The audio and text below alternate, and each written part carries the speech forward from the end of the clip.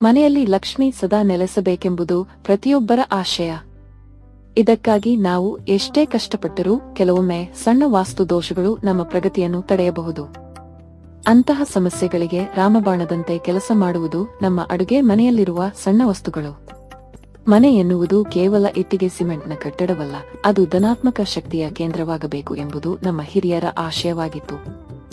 ಇದೇ ಕಾರಣಕ್ಕೆ ಹಿರಿಯರು ಮನೆಯ ಅಡುಗೆ ಮನೆಯಲ್ಲಿ ಅಥವಾ ಕೆಲವು ಮೂಲೆಗಳಲ್ಲಿ ನಿರ್ದಿಷ್ಟ ವಸ್ತುಗಳನ್ನು ಇಡಬೇಕು ಎಂದು ಹೇಳುತ್ತಿದ್ದರು. ಅಂತಹ ಒಂದು ಪುರಾತನ ಪದ್ಧತಿಯೆಂದರೆ ಮನೆಯ ಮೂಲೆಯಲ್ಲಿ ಪಿಂಗಾಣಿ ಡಬ್ಬಗಳಲ್ಲಿ ಕಲ್ಲುಪ್ಪು ಮತ್ತು ಹುಣಸೆ ಹಣ್ಣನ್ನು ಸಂಗ್ರಹಿಸಿಡುವುದು. ವಾಸ್ತುಶಾಸ್ತ್ರದ ಪ್ರಕಾರ ಕಲ್ಲುಪ್ಪು ಮಹಾಲಕ್ಷ್ಮಿಯ ಸ್ವರೂಪ. ಸಮುದ್ರದಿಂದ ಉದ್ಭವಿಸಿದ ಉಪ್ಪು ಮನೆಯಲ್ಲಿರುವ ನಕಾರಾತ್ಮಕ ಶಕ್ತಿಯನ್ನು ಹೀರಿಕೊಂಡು ಧನಾತ್ಮಕತೆಯನ್ನು ಹರಡುತ್ತದೆ. ಇನ್ನು ಹುಣಸೆ ಹಣ್ಣು ಸಮೃದ್ಧಿಯ ಸಂಕೇತ. ಹಳೆಯ ಕಾಲದಲ್ಲಿ ಮನೆಯಲ್ಲಿ ಹುಣಸೆ ಹಣ್ಣು ಮತ್ತು ಉಪ್ಪಿನ ಸಂಗ್ರಹವಿದ್ದರೆ ಆ ಮನೆಯಲ್ಲಿ ಎಂದಿಗೂ ಅನ್ನಕ್ಕೆ ಕೊರತೆಯಾಗುವುದಿಲ್ಲ ಎಂಬ ನಂಬಿಕೆಯಿತ್ತು.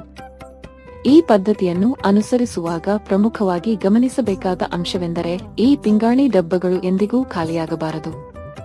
ನೀವು ಅಡುಗೆಗೆ ಆ ವಸ್ತುಗಳನ್ನು ಬಳಸದಿದ್ದರೂ ಪರವಾಗಿಲ್ಲ, ಆದರೆ ಡಬ್ಬದಲ್ಲಿ ಅವು ಯಾವಾಗಲೂ ಅಕ್ಕಪಕ್ಕದಲ್ಲಿ ತುಂಬಿರಬೇಕು.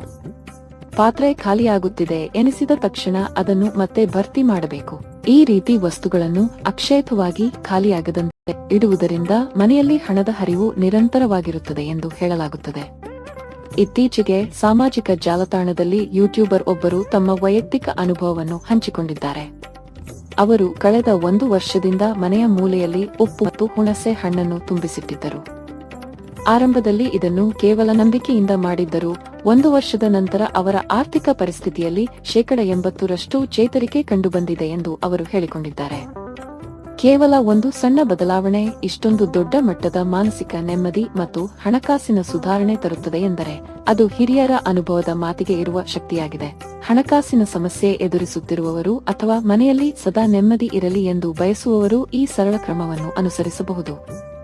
2 ಪಿಂಗಾಣಿ ಜಾಡಿಗಳನ್ನು ತಂದು ಅದರಲ್ಲಿ ಕಲ್ಲುಪ್ಪು ಮತ್ತು ಹುಣಸೆ ಹಣ್ಣನ್ನು ತುಂಬಿಸಿ ಮನೆಯ ನೈಋತ್ಯ ಅಥವಾ ಈಶಾನ್ಯ ಮೂಲೆಯಲ್ಲಿಡಿ.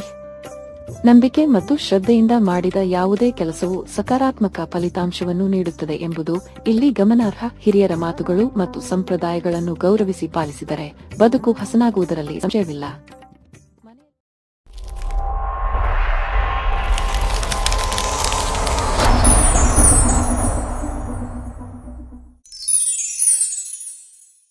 ಗುಲಾಬಿ ಹೂ ಎಂದರೆ ಪ್ರೇಮಿಗಳಿಗೆ ಮಾತ್ರವಲ್ಲ, ಎಲ್ಲರೂ ಇಷ್ಟಪಡುವ ನೆಚ್ಚಿನ ಹೂ. ಇದ್ರಿಂದ ಸಾಕಷ್ಟು ಆರೋಗ್ಯ ಪ್ರಯೋಜನಕಾರಿ ವಿಚಾರಗಳಿವೆ. ಉದ್ಯಾನವನ ಅಥವಾ ಮನೆಯ ತಾರಸಿಯಲ್ಲಿ ಈ ಹೂ ಬಿಟ್ಟರೆ ಪ್ರಕಾಶಮಾನವಾಗಿ ಎದ್ದು ಕಾಣುತ್ತದೆ.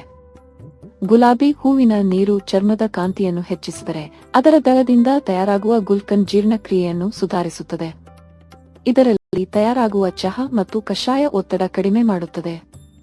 ಆದರೆ ವಾಸ್ತು ಪ್ರಕಾರ ಮನೆಯಲ್ಲಿ ಗುಲಾಬಿ ನೆಡಬಹುದೇ? ನೆಟ್ಟರೆ ಕುಟುಂಬದ ಮೇಲಾಗುವ ನಕಾರಾತ್ಮಕ ಪರಿಣಾಮವೇನು? ಆರ್ಥಿಕ ಸಂಕಷ್ಟಕ್ಕೇನಾದ್ರೂ ಸಿಲುಕಿಕೊಳ್ಳುತ್ತಾರಾ ಎನ್ನುವ ಪ್ರಶ್ನೆ ಮೂಡೋದು ಸಾಮಾನ್ಯ. ವಾಸ್ತುಶಾಸ್ತ್ರದ ಪ್ರಕಾರ ಗುಲಾಬಿ ಗಿಡಕ್ಕಿರುವ ಮಹತ್ವೇನು ಎನ್ನುವ ಮಾಹಿತಿ ಇಲ್ಲಿದೆ. ವಾಸ್ತು ಪ್ರಕಾರ ಮನೆಯಲ್ಲಿ ಗುಲಾಬಿ ಗಿಡವನ್ನು ನೆಡುವುದು ಅತ್ಯಂತ ಶುಭ ಸೂಚನೆ ಎನ್ನಲಾಗುತ್ತದೆ. ಇದು ಮನೆಗೆ ಸಂತೋಷ, ನೆಮ್ಮದಿ, ಪ್ರಶಾಂತತೆಯನ್ನು ಹೆಚ್ಚಿಸುತ್ತದೆ.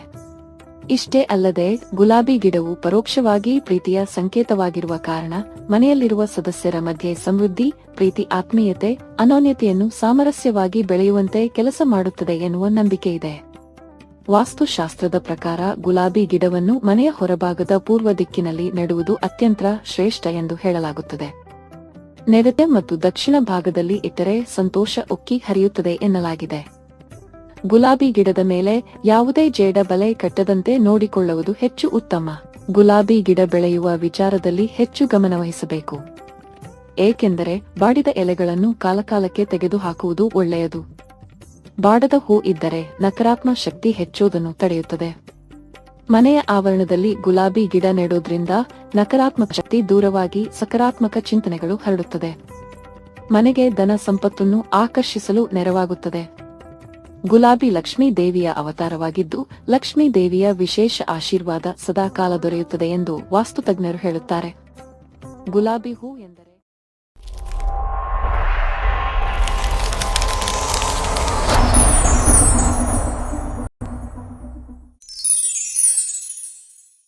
ಕತ್ತರಿ ಪ್ರತಿಯೊಂದು ಮನೆಯಲ್ಲೂ ಸಾಮಾನ್ಯವಾಗಿ ಬಳಸುವ ವಸ್ತುವಾಗಿದೆ.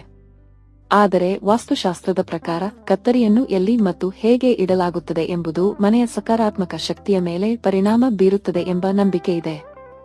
ಆದ್ದರಿಂದ ಕತ್ತರಿಯನ್ನು ಎಲ್ಲೆಂದರಲ್ಲಿ ಇಡುವುದು ಅಥವಾ ಅಜಾಗರೂಕತೆಯಿಂದ ಬಳಸುವುದು ಶುಭವಲ್ಲ ಎಂದು ವಾಸ್ತುತಜ್ಞರು ಹೇಳುತ್ತಾರೆ.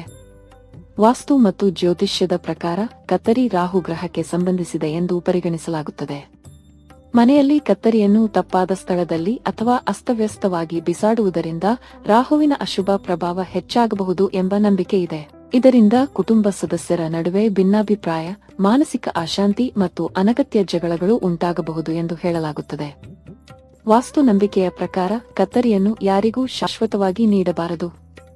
ಅನಿವಾರ್ಯವಾಗಿ ನೀಡಬೇಕಾದರೆ ಕೆಲಸ ಮುಗಿದ ಕೂಡಲೇ ಅದನ್ನು ಮರಳಿ ಪಡೆದುಕೊಳ್ಳುವುದು ಉತ್ತಮ ಎಂದು ಹೇಳಲಾಗುತ್ತದೆ. ಇಲ್ಲದಿದ್ದರೆ ಸಂಬಂಧಗಳಲ್ಲಿ ತಪ್ಪು ತಿಳುವಳಿಕೆ ಅಥವಾ ದೂರವಾಗುವ ಸಾಧ್ಯತೆ ಹೆಚ್ಚಾಗುತ್ತದೆ ಎಂಬ ನಂಬಿಕೆ ಇದೆ. ಅಡುಗೆಮನೆ ಮಂಗಳ ಗ್ರಹಕ್ಕೆ ಸಂಬಂಧಿಸಿದ ಸ್ಥಳವೆಂದು ವಾಸ್ತುಶಾಸ್ತ್ರ ಹೇಳುತ್ತದೆ. ಇಂತಹ ಸ್ಥಳದಲ್ಲಿ ರಾಹುವಿಗೆ ಸಂಬಂಧಿಸಿದ ಕತ್ತರಿ ಇಡುವುದರಿಂದ ವಾಸ್ತು ದೋಷ ಉಂಟಾಗಬಹುದು ಎಂಬ ನಂಬಿಕೆ ಇದೆ.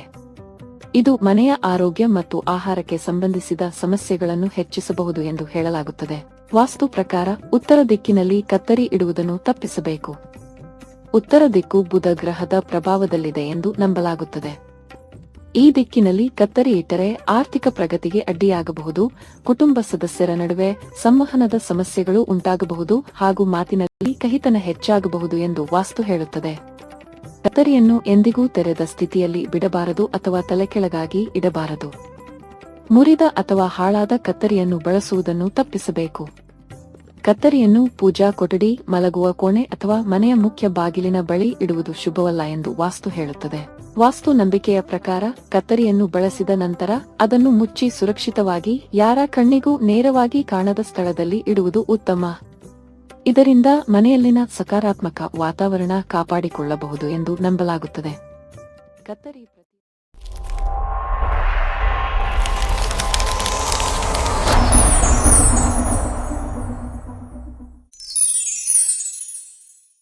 ಆಹಾರದ ರುಚಿಯನ್ನು ಹೆಚ್ಚಿಸಲು ನಾವೆಲ್ಲರೂ ಉಪ್ಪನ್ನು ಬಳಸುತ್ತೇವೆ.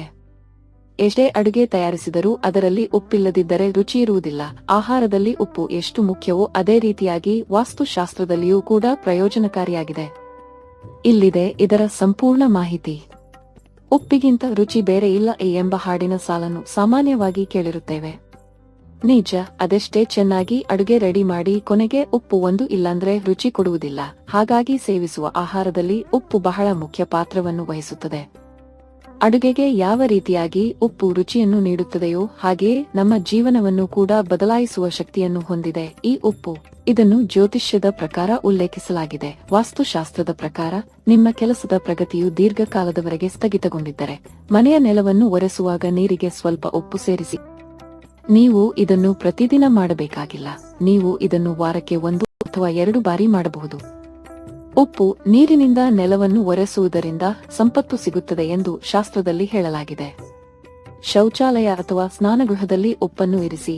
ನಿಮ್ಮ ಮನೆಯಲ್ಲಿ ನಕಾರಾತ್ಮಕ ಶಕ್ತಿ ಹೆಚ್ಚಿದೆ ಎಂದು ನಿಮಗೆ ಭಾವಿಸಿದರೆ ನೀವು ಗಾಜಿನ ಲೋಟದಲ್ಲಿ ಉಪ್ಪನ್ನು ತುಂಬಿಸಿ ಮತ್ತು ಅದನ್ನು ನಿಮ್ಮ ಮನೆಯ ಶೌಚಾಲಯ, ಬಾತ್ರೂಂನಲ್ಲಿ ಇರಿಸಬಹುದು.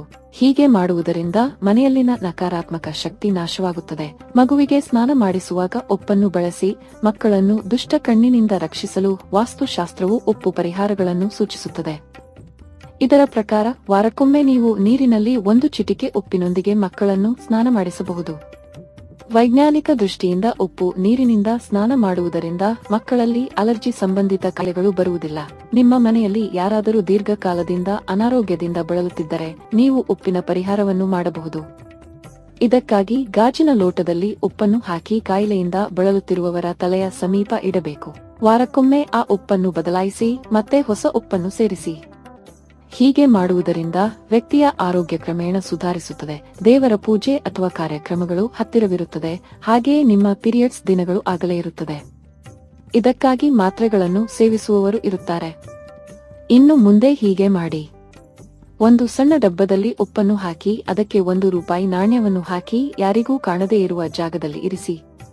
ನಿಮಗೆ ಎಷ್ಟು ದಿವಸ ರಜಾ ದಿನಗಳು ಮುಂದೆ ಹೋಗಬೇಕೋ ಅಲ್ಲಿಯ ತನಕ ಹೀಗೆ ಇರಿಸಿ. ಮತ್ತೆ ತೆಗೆಯಿರಿ. ಒಂದು ಉತ್ತಮ ಫಲಿತಾಂಶವನ್ನು ನೀವು ಕಾಣಬಹುದು.